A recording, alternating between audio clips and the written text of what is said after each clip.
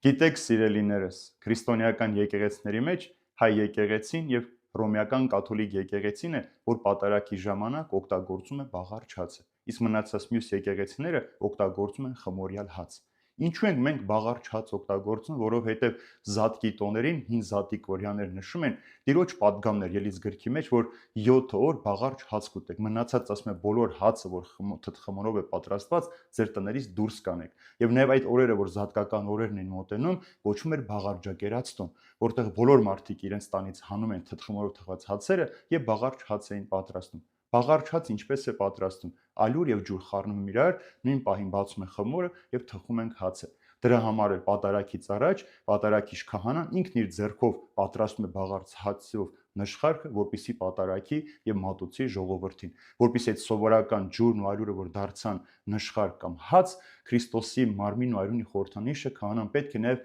արցունքներով այդ ամենը պատրաստի, որպիսի մատուցի ժողովրդին։ Բաղարիչ եւ անթթխմոր հացը Քրիստոսի մարմնի անապականություն է խորհրդանշում։ Նշանակում է անապական մարմնին մոտենալով, որ քրիստոնյան պետք է հաղորդություն ստանա, որպիսի մաքրվի իր մեղքերից։ Հայ եկեղեցու վարդապետները ասում են, որ ինչու թթխմորը չի կարելի օգտագործել, որտեղ դրա մեջ օտար տարր այն կարող է պատճառ դառնալ, որպիսի խմորը փթի կամ բորբոսնի։ Դրա համար մենք օգտագործում ենք բաղարիչ հաց, եւ քանի որ Քրիստոսի մարմինը անապական է, այդ հացն էլ պետք է անապական խորհրդանիշ ունենար։ Եվ մեր եկեղեցու վարդապետության մեջ ասում են, եթե ապականացու հաց օգտագործես, դու չես կարող փրկության արժանանալ, քանի որ դրա մեջ օտար տարրեր կան։ Եվ որpիսի մենք անապական մարմին մոտենանք, ուրեմն հացն է պետք է խորհրդանշի Քրիստոսի անապական մարմինը։ Այդ պատճառով մենք բաղարիչ հաց ենք օգտագործում։ Եվ պատարագիչ քահանան ինքը պետք է իր ձեռքով թխի այդ հացը, աղոթներով պատրաստվի եւ հացն ու գինին, որ արդեն սուր սեղանի վրա դառնում են Քրիստոսի մարմին ու արյունը,